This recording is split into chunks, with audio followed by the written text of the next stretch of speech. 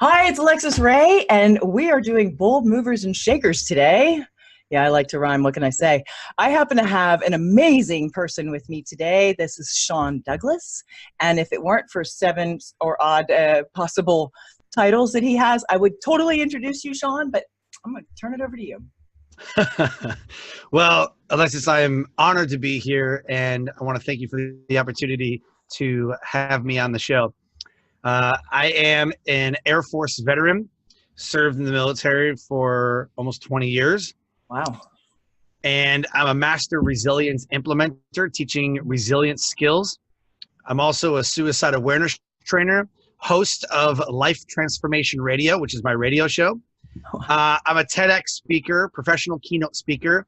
I'm a business positioning strategist, and I'm also an author.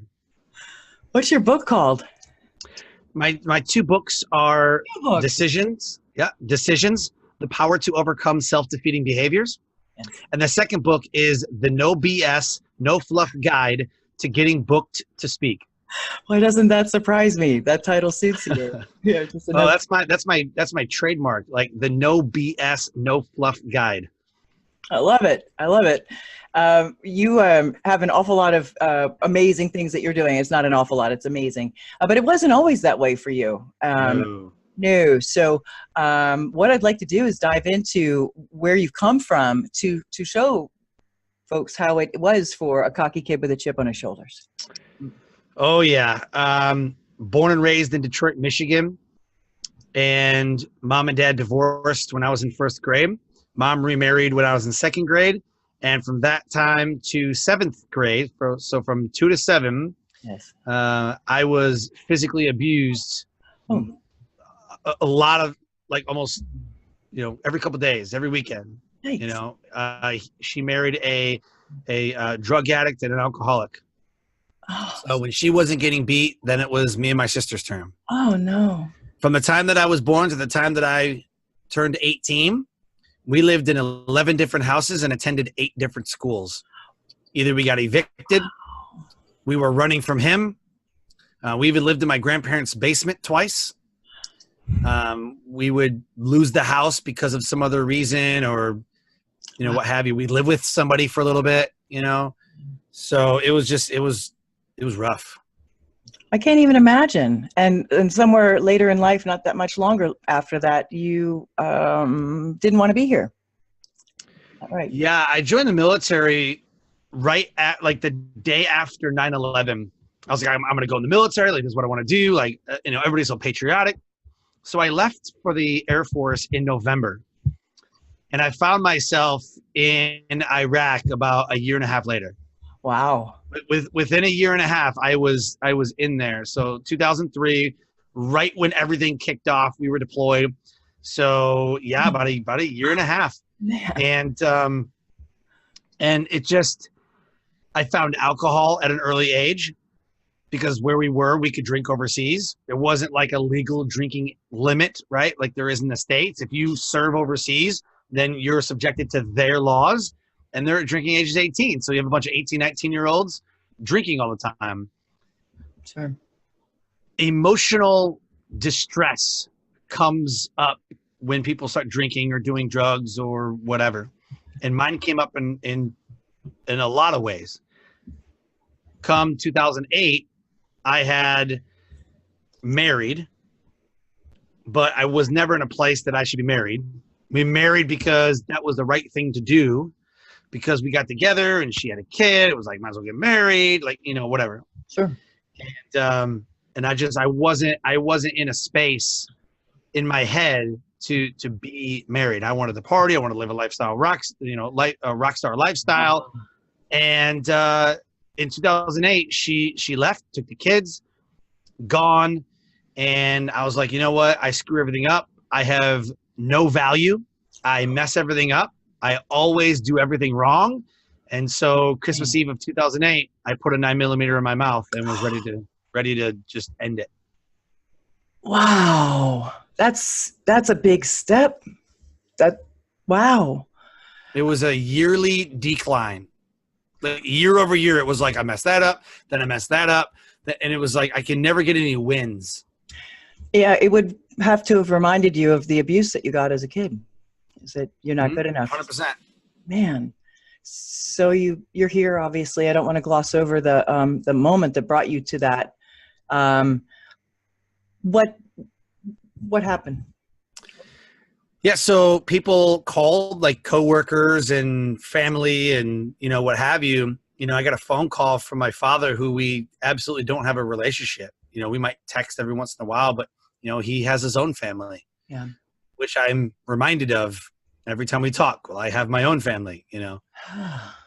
And so, you know, he calls, he's like, what's going on? And you know, he's in the military, so he's kind of walking me through some things. I got coworkers, I got other family members, and I mean, I didn't want to, right? It wasn't like, I'm so happy for this. You know, I'm not like throwing a celebration party, but I just saw no other way. And that's what it is. You recognize that they feel like there is no other way.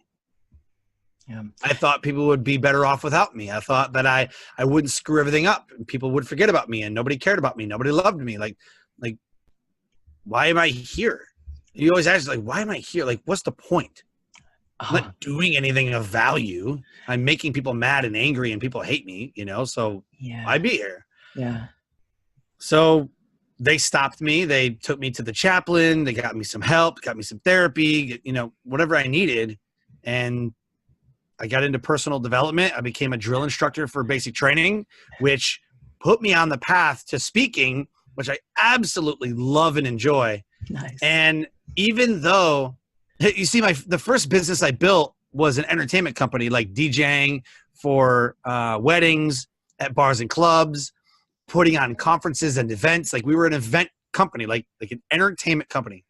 Yeah. I spent a lot of time in bars and clubs during that time, from 04 to 08. That period from 04 to 08 was my downfall. That was my like starting that business and having a bunch of money and then spending all the time in bars. That was my downfall. So because of the choices that you made, is that 100%? Okay. You're sitting there. So I'm drinking away my profits, right? Yeah. I'm making friends with people who are worse off than me in life, taking advice from those who are worse off than me in life, and making selfish, self-serving decisions. What would that be? That's going to benefit me. I want to do that. I never served anybody. I wanted people to serve me. Wow. Because as my stepfather would show us that he is top dog and everybody else is underneath him. Women, children, they're underneath him. They serve him. So I took that as, I guess that's the way I have to be, because that's what was programmed for me. Sure. How do you come to find out? Not so much. How do you undo that? I mean, that would be a bold move, just to pull yourself up out of those trenches. Yeah, reprogramming. I became a drill instructor, and people are like, man, you got to get turned on to John Maxwell. I'm like, who's John Maxwell? Like, man, do you know who Tony Robbins is? I'm like, I don't. Who's that? I don't know who Tony Robbins is. Like, I didn't know any of these guys. Who's Tony Robbins? Who's Zig Ziglar? Who, like, you name the biggest guy in the world, I don't know who that is. Like, I have no Jack Canfield. I'm like, who's that? Chicken Soup Guy? I'm like, oh yeah, oh, great book. I read like a couple pages. Yeah. I wasn't reading. You know, I didn't know any of that. But when I became a drill instructor, I was like, oh my gosh, like I have to consume and I have to consume and I have to, like, this is amazing. And then I started feeling more value, and people told me that they valued me, and people told me, because I wasn't tucked in at night as a kid. It was go to bed before I beat you. Yeah. Get out of my face. Go to bed. Yep. Grew up with that myself. My heart goes out to you. Yeah, it sucks. You know, yeah, when a kid grows up that way. Yep. So I always tell my kids, good night, love you. Yeah. Good night. You know, we used to tuck them in, but, you know, I have a 12-year-old. So when I say, hey, time for bed, love you, good night, then she knows, all right, love you. You know, hugs and kisses, and she's off the bed. I don't have to tuck her in. But I have a 4-year-old that I tuck in. Aw. So you remarried the same lady? So we divorced in 2008. We got back together, and yeah. No, it happens. It happens, and people they decide to do a second shot at it because they've grown up, or they realize whatever didn't work before is not present now. Whatever it is, and It's that in itself, Sean, is a bold move. You would have probably taken some flack, maybe some less than supportive remarks. Tons. One person referred to getting remarried to the same person as putting poop back into your butt. Ew! No, that's terrible. Like, dude, once it's out, it's out. It's it. Done. Don't do that again. Right? Disgusting. You don't want to repeat the process. And I'm like, yeah, but I'm like, dude, that was a crap relationship. Like, why would you do that? Like, because I love her. And, you know. Yeah. Of course, we got remarried and, you know, we got back together. And 2 years later, we're separated again. Because it's just, you know, we couldn't get past the past. Like, literally, like, we'd always fight about the past. We'd always compete against each other and all that. But now, you know, I look at it 10 years later, you know, we're more like, hey, I need you. Hey, we need to complete each other. There's no competition. You know, I mean, friendly competition, like who can, you know, drive better or, you know, who can do whatever faster, like, you know, just friendly, like, you know, but it's not like, no, I have to be right. And I remind myself, and I remind my wife, you know, if I feel like one of us to go down that road, you know, I'll tell her like, look, my need to be right doesn't matter as much as my relationship with you. So whatever, if you think that that's what happened, if you think that, you know, did I put the cup on the counter? Like something stupid, right? Like, oh, because I didn't take out the trash. Like, you know, you need to be right when I know I did it. You know, I'm not going to fight with you. Yeah. My need to be right has no bearing here. Well, that works. So that kind of leads into compromise and a conversation about that. When you're doing what you're doing, she's doing what she's doing. How does that fit? Because you're a really busy guy and you've got 4 kids. Yes. Yeah. It's full house. So how do you make it all work, Sean? Yeah. I'm uncompromising, like literally uncompromising. Although we compromise. I think you should define what that means, because I know you mean it differently. Yeah. So uncompromising in who I am and what I love. There you go. There you go. I'm uncompromising in when I say I have family time and people try to call me, I have family time. There's people that will just randomly call me and like text me first, like, or especially around the time that you normally want to call me. Because maybe, I don't know, maybe they're in Australia. I don't know. I'm like, text me first and I'll figure out what we're doing. But past like 8 p.m. Eastern, 8:30 Eastern time, I'm no longer available. It's family time. We're winding down, right? We're watching movies. We're whatever we're doing, right? For dinner, I don't answer the phone. So between like 6:30 and 7 p.m., that's our dinner time. It's scheduled. So to answer your question, how do you balance it all? Number one rule of success is to schedule everything. Your whole entire day is scheduled. Everything is scheduled. Wow. What time are you eating dinner? What time are you going to bed? What time is your appointments? What time, like you schedule everything. Wow. If you look on your calendar and you have nothing between 4:30 and 5:30 p.m., then put something there and then do it. I don't care if it says Netflix and chill. I don't care if it says go cut the grass, go take out the trash, go do chore. Like white space equals dead time. And that's bad. Why? Because that's an hour that you could be using to do something like we're doing right now. Right. Okay. And everything needs to be scheduled. Wow. That's pretty rigid though. What if a project takes too long or longer than you scheduled? What do you do? How do you handle that?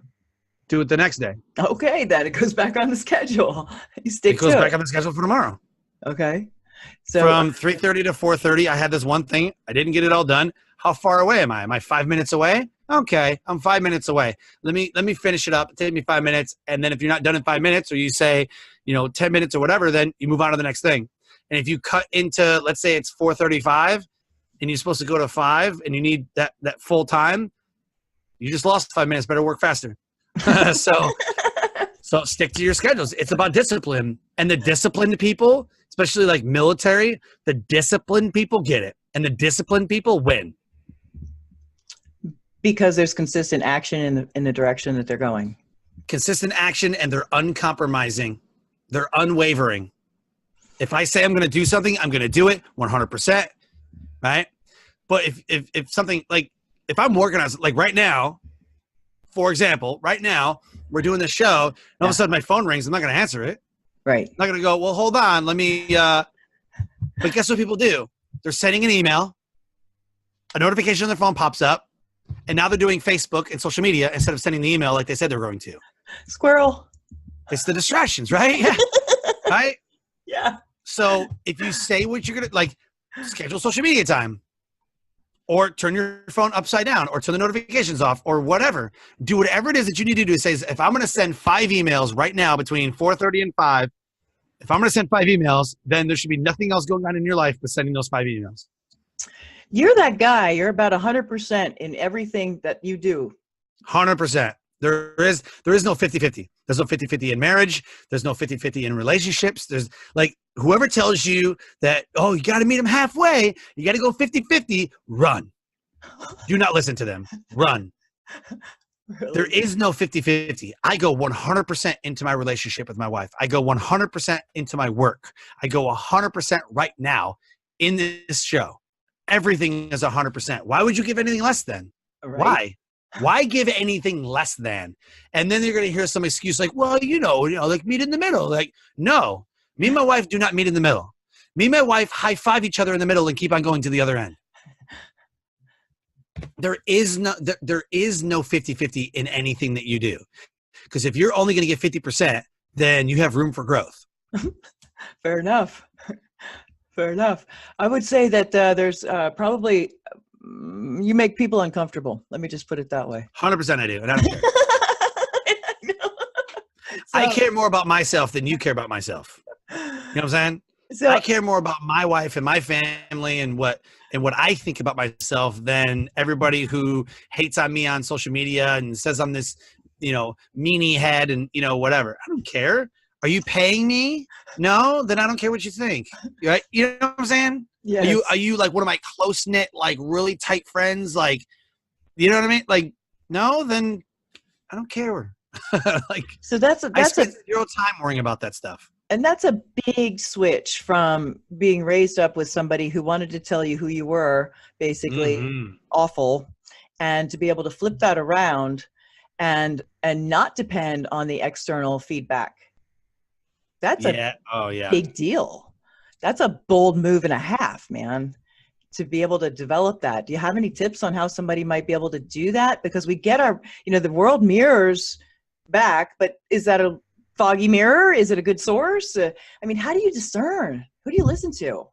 I didn't mean to tax you. That's a $1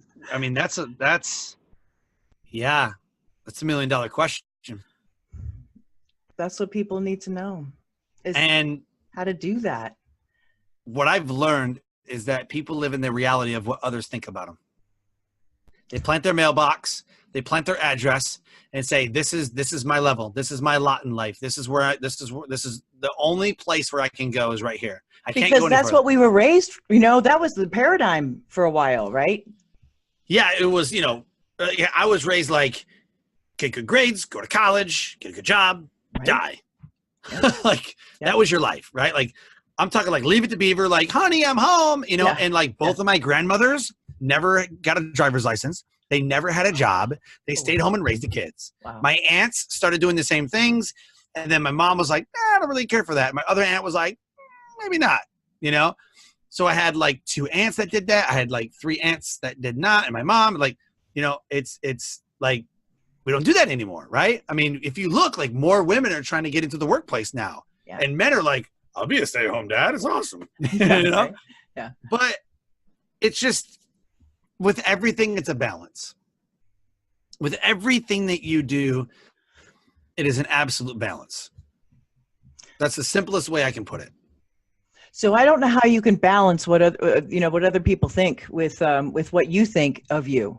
Can you? Yeah. So like if my wife says, like, I didn't like how you talked to me that way, because I wholeheartedly care about the relationship. I'm like, really? How did I talk to you? Or like, what did I do? Or like, you know what I mean? Yeah. I'm not uncompromising the way like, oh, well, I don't care how you feel. It's all about me. Like, that becomes a fine line of egotistical. That's what I'm talking about. Uncompromising.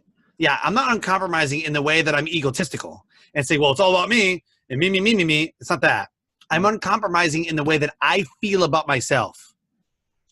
So if I think that I'm completely amazing, or I'm awesome, or I'm the greatest speaker ever, You know, until I eat humble pie and bomb on stage, then I have no reason to Go think with different.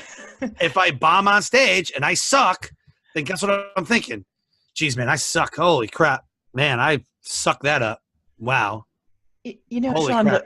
I mean, you're just the speaking platform alone, what you did in such a short period of time, to be able to elaborate. Would you elaborate on that a little bit? And also how it was that you went from a kid that's been punched in the gut and kicked in the teeth and told he was absolute shit, to somebody who said, I have value, I can stand up here and I can do this. Was there an aha moment in which you went, I'm not that guy anymore? Yes. Yeah, that was 2015. Yeah, that was 2015. Okay. So 2009 to 2013, I was a drill instructor, and I was so good. Like I was so good. And so 2009 to 2013, I was a drill instructor, and I was putting people through basic training. I was screaming at people, teaching, training, mentoring, coaching, like the whole thing. And I just absolutely loved it because I was pretty much on stage all the time. And then, you know, that screaming at people, I mean, like that gets a lot of energy out. That's actually a good thing. Yeah. It was kind of like an anger release center. But anyway, and I got my platform, right? I know what I'm talking about. I know what I'm doing. You're a motivational speaker. I'm loving it, right? I'm loving it. Yeah. And I'm getting booked at high schools, and I'm getting booked, and so I'm kind of learning at the same time. Like, well, who's a decision maker? And the principal. Oh, this person. Oh, cool. So I'm getting booked at colleges and high schools. Would you like to come talk to this person? Like, that'd be awesome. And I do that enough times to where my name is getting thrown out to, well, this guy's a great speaker, and this guy this, whatever. 2013, I transitioned. My time is up. It's a 4-year tour, so my time is up. Mm-hmm. And I spent another couple months kind of getting used to the new location, the new job, and they said, hey, we're going to have a resilience program being built. Okay. You should be an instructor. We're looking for a trainer. We're looking for an instructor. Like, that's awesome. I got back from my deployment in 2013. And in 2014, I became a master resilience trainer for the Air Force. Still do that today. At one point, I was running the entire program on the base that I'm at. Wow.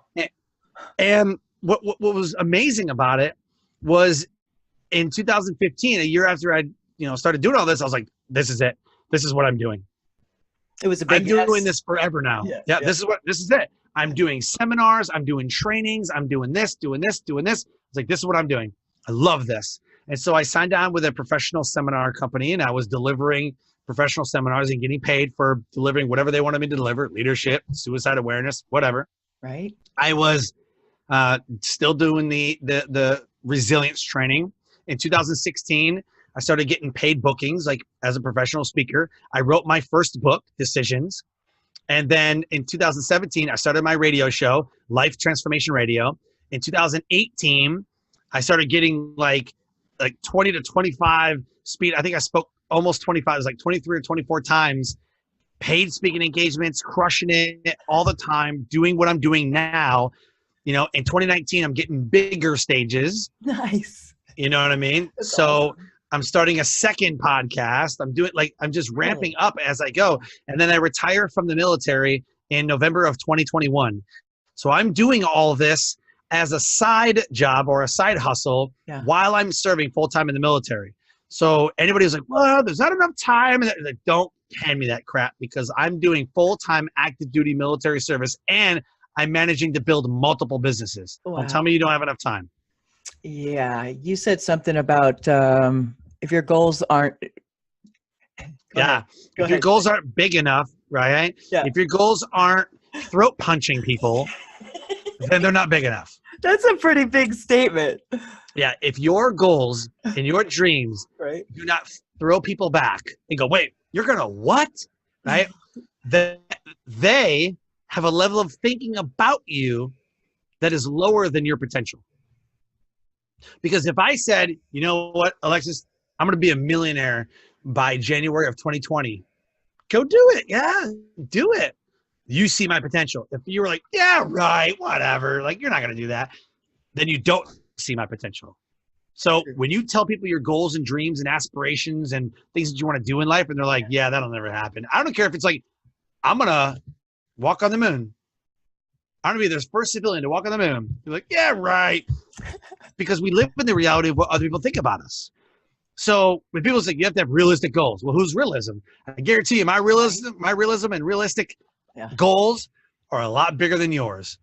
So if your goals and dreams do not throat punch people or make them laugh, they're not high enough. Wow. That's a big statement. So one of the ways you open doors with the way you look at the world. So you're a potentiality. You're a possibility thinker. Yes. Yeah, and you kind of have a little formula for that. A yes sandwich. I'd like you to talk to that. Oh, so I live my life by saying yes and figuring it out. Because when you say yes, you open the door to new opportunities and new possibilities that had you said no right away, then you would have been closed off to. And so if somebody said, like if Alexa's like, Sean, you want to be on the podcast? I'm like, yeah, let's do that. Yeah. Or if I would say, no, I'm too busy or whatever, then two very big different things will happen. Anytime someone says, hey, would you like to invest in this? Be like, yeah, what's it about? Now you go into the figuring it out. Just because you say yes doesn't mean you're actually going to do it. You saying yes is conditioning your mind to open the door to the possibility of you taking action. So if somebody messages you on Facebook and they say, hey, would you like to invest in Forex? Automatically be like, yeah, no, I don't want to do that. Entertain it. I mean, I hate Forex and crypto, just saying. But you say, yeah, what's it about? Oh, well, this company and this company and this, that, and the other. And if it sounds like something you would do, this is the figuring it out process. Then you either say no or yes. I say no a lot, but I say yes a lot. The first thing I always say, as long as it's not illegal, is yes. Hey, I got an event that you should speak at. Yeah, tell me about it. Yeah, it's going to cost you $5,000. No. Like, no, thanks. Like, no. So yeah, I'm not doing that. Oh, that'll work. So then this brings up the next point, which is how do you get out of it when you've said, yeah, tell me about it. There's a lot of people that will say yes and don't mean it, but they're afraid to hurt somebody's feelings. They don't know how to say no, what have you. How do you get out? So if I say yes and then it's. Yeah. Well, you said you would be on my show, or you said you would, people can take what you're doing differently than you mean it. Sure. So let's say Alexis says, Sean, would you like to be on my show? I'm like, yeah, tell me about it. Oh, Bold Movers Shakers. We talk about people doing bold things, bold statements. It's an amazing show about overcoming. And I'm like, yeah, let's do that. Right? Yeah. When you're in the process of figure it out and then you say yes, you have one of two options. You can follow through, which I always recommend you just follow through because that speaks to your professionalism. However, if it damages your brand or damages like your, authenticity and transparency and whatever, now you have a decision to make, right? Yeah. So, I mean, you have to have that conversation. Like, hey, this isn't what I thought it was going to be. I'm really sorry. This is what I thought it was going to be. I'm not feeling really good about it. But being honest, authentic, and transparent, that's going to win. So let me ask you something, Sean, because I've encountered this, and we all have, no doubt. Did I answer your question? Did I? Yes, you did. Yes, you did. Perfect. Yes. I just want to make sure, because that's a big one. People get stuck on this. They don't want to let people down. Right. And so instead of saying the truth, they ghost. They're gone, disappear. 100%. They don't want. They run away from confrontation. It's their fight or flight response. But there's no fight, but I get it. Like, I know what you're saying. Right. But, okay. Right. So bearing that in mind, let me ask you something. If someone, you had that kind of interaction with someone once, where you asked them, they said, okay. And then later on when you revisited, hey, it's time to do that thing. They're just crickets. Oh yeah. Yeah. And do you just decide then that that's probably not somebody who's living in integrity? 100%. And then we're done. Yeah. Like, that's it. 100%. Yeah. 100%. So, if you say yes to me, right, and we're on this thing and we're doing this thing and you don't follow through, you pretty much have one chance. Like, are we doing this thing or are we not? Like let me know. Right. And if they say no, it's like, okay, well, you kind of bailed on me. So that's one. If I see him do it to somebody else, I'm calling you out. Like I'm the first person to call people out. I love that. Like, yeah, don't do business with this person. This is what happened. And I'm not smearing. It's the truth. He bailed on me. Yeah. I'm not like, well, he's a meanie head and don't do, whatever. Like, I'm like, he said yes. Now he doesn't want to. And now I just watched him. Like, I was at an event and this guy just bailed on the speaking event. I'm like, wow. Are you serious right now? Just no-showed, just bailed. And then I was at another event where he was supposed to be at, bailed again. I was like, that's 2 events. Now I'm calling you out. Wow. So yeah, I'm calling you out. And then all of a sudden I was the bad guy for causing drama and whatever. I'm like, dude, transparency and the truth always wins. And I don't see too much of that guy anymore. Yeah. Well, we've got a predominance of narcissists in our society. And the first thing they'll do is turn it all back on you. So that, it's your fault for what they did. And, I'll own that. Yeah, I own it. Yeah. Like I 100%. If they're like, well, you're causing drama. I'm like, yes. Because I live in authenticity and transparency. Yeah. And so what I'm doing is telling the world about this one person so that other people don't get screwed by this one person. You'll thank me later when you go to do business with somebody and they hose you for a couple $1,000s. Yeah. I just feel like it's my responsibility as a business owner and entrepreneur with integrity. Yes. And as a human, to not let people I care about get screwed over. Well, hey, Sean, would you be open to this idea? There's a website equivalent called Don't Date 'Em Girl, and it's where women have put up names of bad guys and, don'tdateemgirl.com. And I think there should be the equivalent to business names and owners. I really do. 100%. And you could go 100%. and say, don't work with that person. 100%. I would love to do that. It's high time these people were called Somebody out. should do that. Somebody should do that. Yep. Yeah. Don't do business. Yeah. Don't do business with.com. Right. Yeah. It's kind of like the ripoff report. Like there's a ripoff report. Yeah. And it's kind of like that. Like it's the ripoff report. Yeah. So, and I always Google myself. I always do. I'm constantly Googling myself like, really? Like my name and ripoff report, my name and bad business. Like I'm using these terms that people would tell me like he's no good, no value. Whatever. Like I'm searching my name and these terms to see if I'm associated with anything that people are posting. Are you? No. Okay, good. I'm not associated with anything bad. Okay, good. But I would own it. But I mean, I would own it though. If I did something like, yeah, I did that. I'm sorry. But again, that's integrity. That's authenticity. You know what I mean? Like, I screwed up. Mature response. I made a bad decision. I'm sorry about that. Yeah. You know? Yeah. Yeah. You make a mature response and you'd think that the other ones would notice what that looks like, but it falls on deaf ears anyway. 100%. Yeah. So I'm just taking a look at my notes. Hold on one second. Sure. You have said there's only one way to feel fulfilled. So I want to jump into that. Oh, wow. Say only one way, but I think you said the way to feel fulfilled. In my opinion, and this may not be a popular opinion, you know what I mean? Again, anything I say on the show is my opinion and my opinion only. So that's right. And you're a trailblazer, so go for it. And my intellectual property. The way to feel fulfilled, really, truly happy and really, truly fulfilled is to be living in your purpose and passion.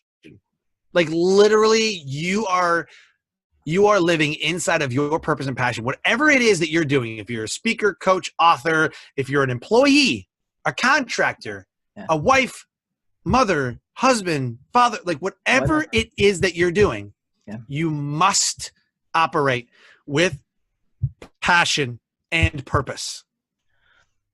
So people who live for the weekend hate their job, right? Yeah. They hate their job. People who dread going home hate their home life. That's why people stop at the bar first. Hold on, I got to get a drink. Can you, okay, let me, I'm a simplistic person. Let me break this down for you for 5 seconds. Okay. I hate my life. I'm then going to go to a bar to drink, then get in the car and drive home. Yep. Right. To a place I hate. There is so much wrong with that statement. Yeah. Right? Yeah. But how many males do that?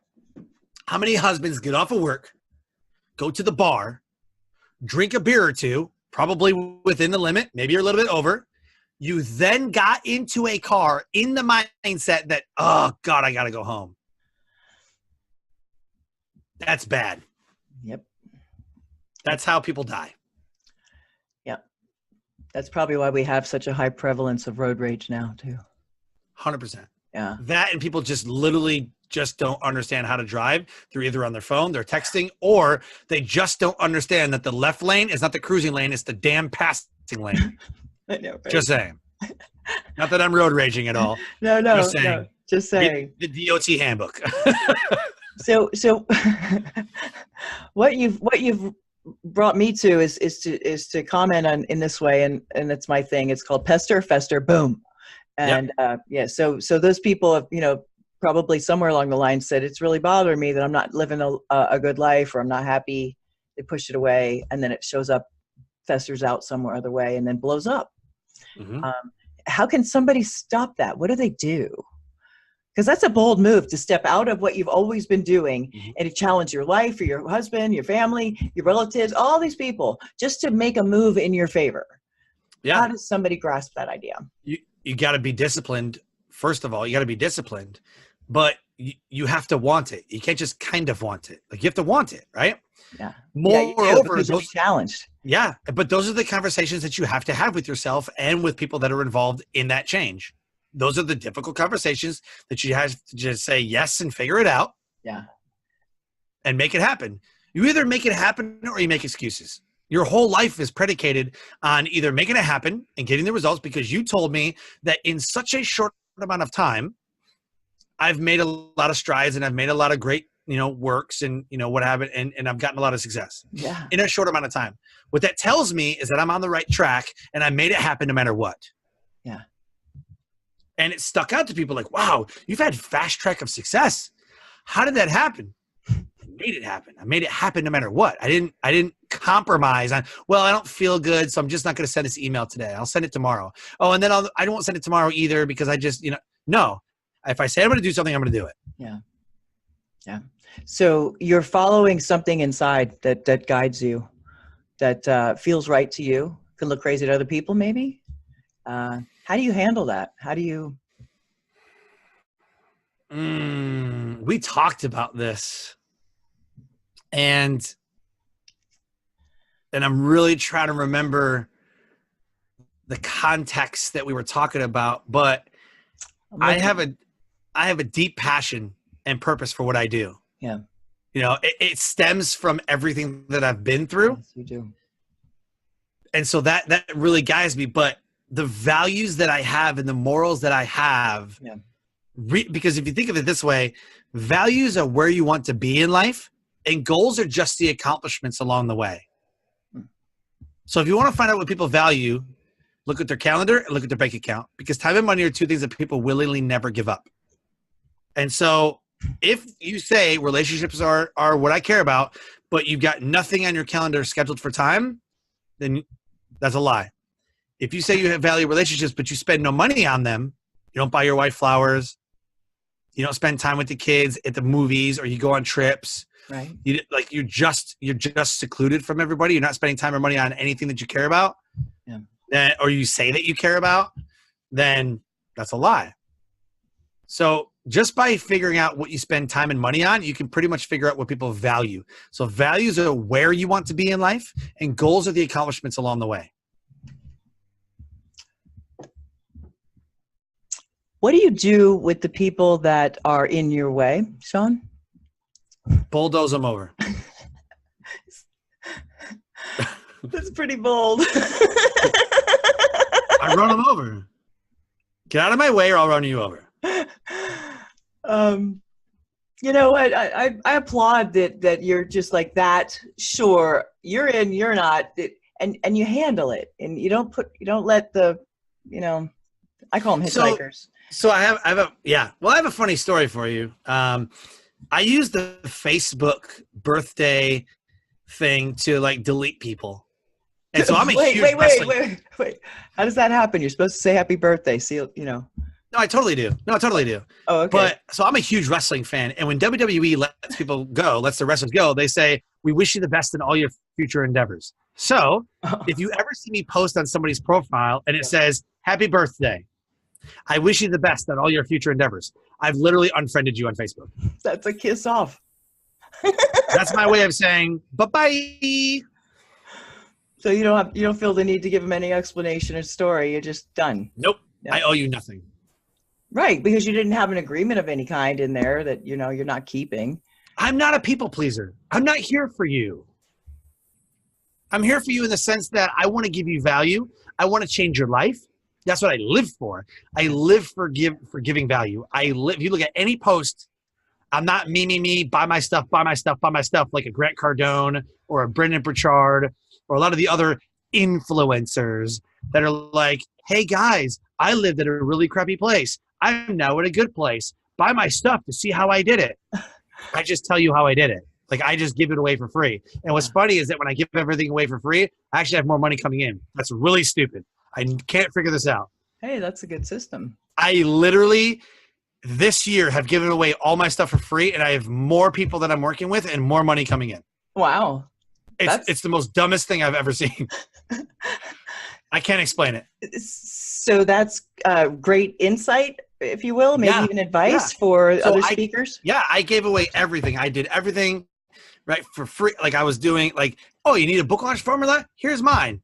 Oh, you want to know how to get on podcasts? I, by the way, have a service where I get you on podcasts, but you know what? I'll give it away for free. Here's how I do it. Boop. And so I see a lot of people like, and here's what sparked this. Yeah. Somebody was selling my book launch formula because I made them a bestseller. We took that book to bestseller. They then said, well, I can do the same thing. And then started selling my tactics and strategies as their own, saying they can make authors a bestseller. I was like, oh no, you don't. Hey guys, you want to be a bestseller? Here's it for free. And then that person got upset, was like, what are you doing, man? I was like, you're not going to profit off me. Like, and then I saw a great response. I was like, wow, people really love this stuff. I got way more where that came from. And so I started just giving everything away for free. And everyone was like, oh my gosh. And then people were like, I want to work with you. I'm like, come work with me then. Wow. So I actually sold without even selling. I just led with value. And that's how I'm living my life from now on. I'm leading with value. That's awesome. You give it away and you get more back, huh? Yes, I'm here for you in the sense that I care about your success more than my own. Like I do. I just don't care what you think about me. That's the freedom, thing, baby. That is. Why am I gonna? Oh man, does Alexis like me? Oh my gosh. Oh my gosh. Would I be heartbroken if you and I like didn't talk after this? I'd be like, dang, I really liked her, you know. But I'm not gonna spend time dwelling in it. I'm not going to go out and try to fix it. You know what people do? They're like, that person hates me. And they spend every ounce of energy trying to get that person to like them, while they have thousands of people to the right of them that love them and adore them and want to be next to them. But they're concentrating on these 5 people that have given them a bad review and said, you suck. I am mature enough to understand that I'm not going to please everybody. And so I don't want to please everybody. I want to please the people that care about me like I care about them. And so I have an intrinsic value about myself that is above all. And so if I'm happy, I can give happy. If I'm mad and pissed off, guess what I'm going to give? Mad and pissed off. Yeah. Yeah. And so would you say that your happiness cup flows well? 100%. 100%. My happiness cup right now is overflowing so much. I'm giving everyone else happiness from my overflow. That's what I'm talking about. And so I learned from the Bible, because I'm a Christian, so I don't care what you think about that, but I just am. And I'm a non-denominational Christian, just so you know, that God told me that he loves me. And then with that overflow, I have to love others. So that's what I do. I model what he modeled. Okay. So I'm happy, and with the overflow of my happiness from my cup of happiness, I am then loving everybody else and making everybody else happy with the overflow that I have. And that's how I choose to live my life. I think that's awesome. You don't even have to, that you take a stage and you do have books is coincidental to this perspective I have, in which, if you want to be the change you wish to see in the world. Find yourself a happy place and space, and just do that. You don't have to have a big platform for it to change the world, because it really does. It really does impact people. 100%. Yeah, it really does. I have you wanted to. Sorry, hang on. There was one thing that you wanted people to know for sure, and that was about what lies ahead for them. Is kind of up to them. Isn't it something like that? Yeah. So like my message to the world. Right. My message to the world is that you have the power to stand up and write a new chapter. You have the ability to say, this is not how my story ends. I'm living proof of that. You have the ability to say, this is not how my story ends. Yeah. So I need you to stand up. I need you to say yes and figure it out. Yeah. Don't make excuses, make results. You have the power. Doesn't matter what anybody else thinks about you. You have the power. Wow. That's a big leap for someone who doesn't feel empowered. So where would they go first? What do they do? Call you. I was like, should I plug myself? Yes, this is your chance. Please do. Self-serving moment. Please do. I'm begging you, man. First of all, let me preface this by saying, if you're not feeling empowered, if you think I'm full of crap, then that's fine. I'm not going to tell you how to think and how to live and how to. That's not my job. Right. You need to find something that you're passionate about. You need to find something that you love doing, and then try to make money from it. And that's experimental. It's a process of trial and error, isn't it? Absolutely. Absolutely. Yeah. Absolutely. If I like painting, look at all the famous painters. They love painting. Then they made money from it. That's how entrepreneurship works. You find something you love, you solve a problem, and you get paid for it. Like, it's just like shoveling snow for money, raking leaves. You like doing yard work. Guess what? You own a landscaping company, a lawn care. Right. Like, find something you love to do, or read the Bible, or go to my website at www.thesuccesscore, like Marine Corps, thesuccesscore, CORPS.com. Send me an email. Get a hold of me on Facebook and LinkedIn. I'd love to have a conversation with you. That's awesome. That's such a great invitation. I would say that anybody would be lucky to have your time. Like, I feel very fortunate. Yeah. Yeah. Yeah. I'm not a free discovery call. Like, you know what's going to happen. You're going to get on a discovery call to see if we work well together. Like, I know how the game's played. Everybody knows how the game's played. I'm literally telling you, reach out. Let's talk.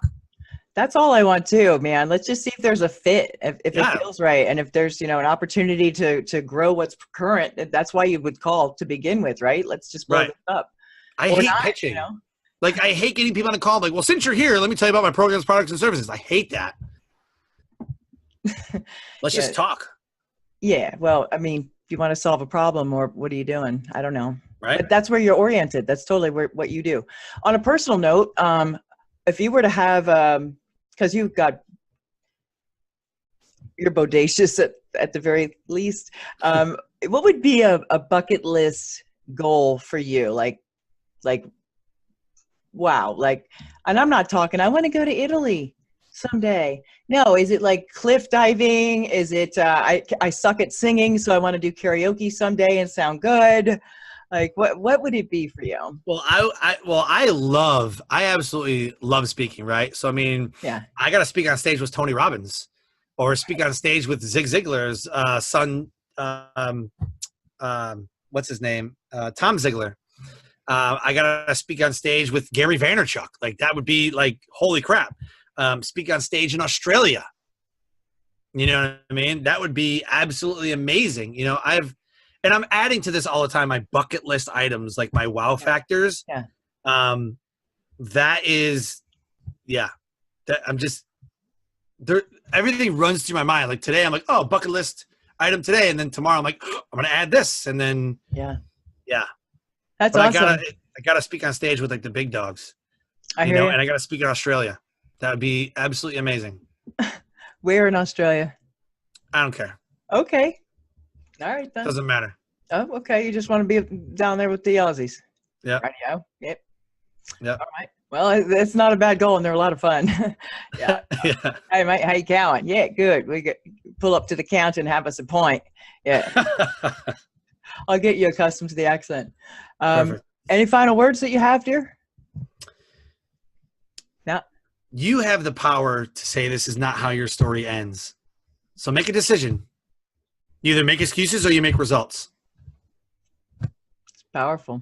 Thank you for your time, Sean. Thank you. Sean for Douglas is amazing. amazing. You're amazing. I didn't mean to cut off your namaste. I'll be quiet.